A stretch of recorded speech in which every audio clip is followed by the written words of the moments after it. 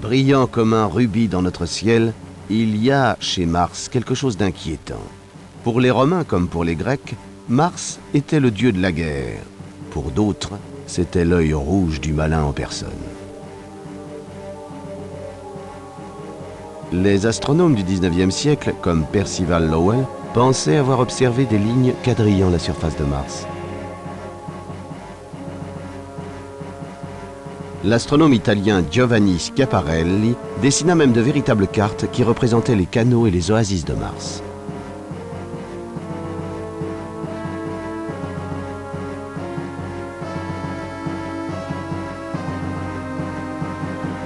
Ainsi naquirent des légendes fantaisistes à propos d'une civilisation avancée qui aurait construit des canaux pour irriguer sa planète aride.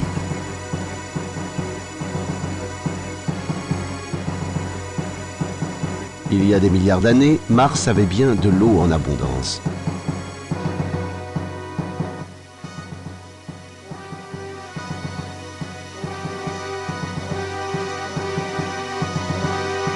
Mais sa trop mince atmosphère l'a laissé s'évaporer, à moins qu'elle n'ait été absorbée.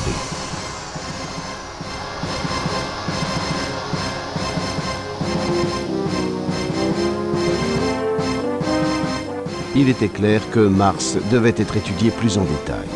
Les télescopes terrestres n'étaient plus assez précis pour permettre son observation.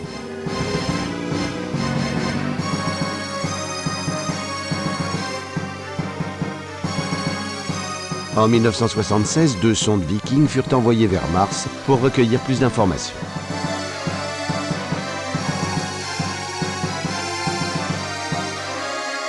Les sondes avaient été programmées pour communiquer avec la Terre une fois en orbite.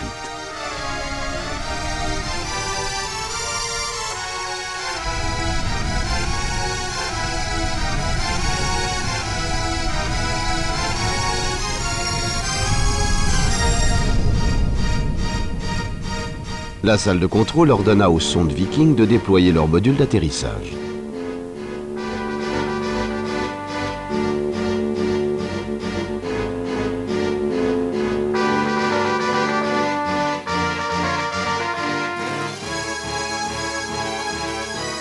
Équipées d'un bouclier thermique, ces dernières purent alors être parachutées à la surface de la planète.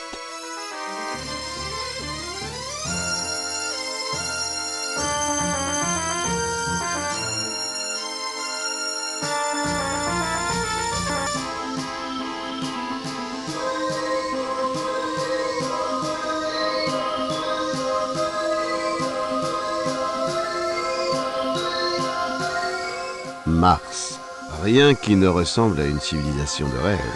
Seulement un désert de cailloux.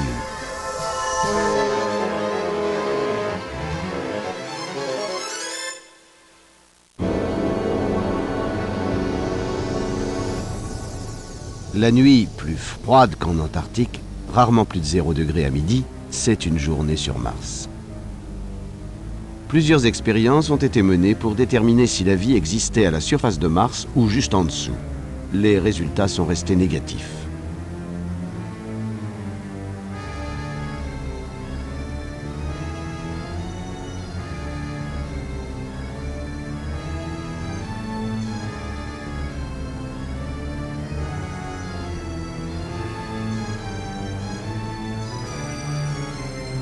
Ce n'est d'ailleurs pas surprenant, dans ce monde désertique, aride et glacial, comment la vie pourrait-elle se développer ?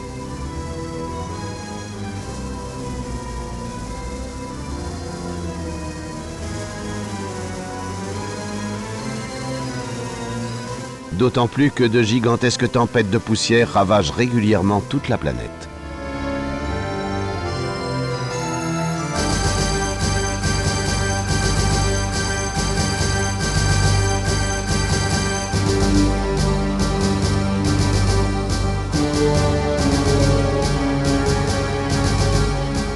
Voici un survol de Mars simulé par ordinateur.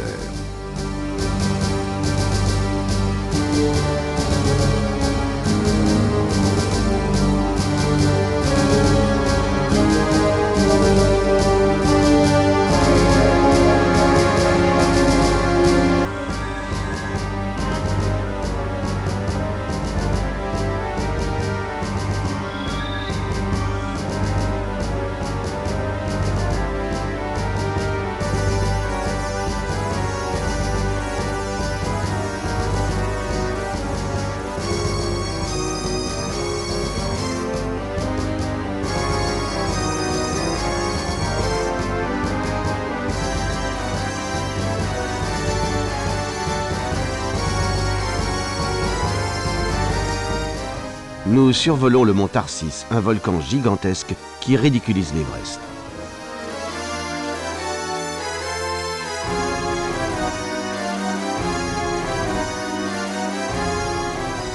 Le mont Olympe, au nord-ouest, dépasse les 25 000 mètres d'altitude. Un être vivant, aujourd'hui, en fera peut-être bientôt l'ascension. Ce givre est en fait un mélange de dioxyde de carbone et d'eau glacée. Sur la Terre, le dioxyde de carbone reste à l'état gazeux. C'est celui que nous exhalons à chaque respiration.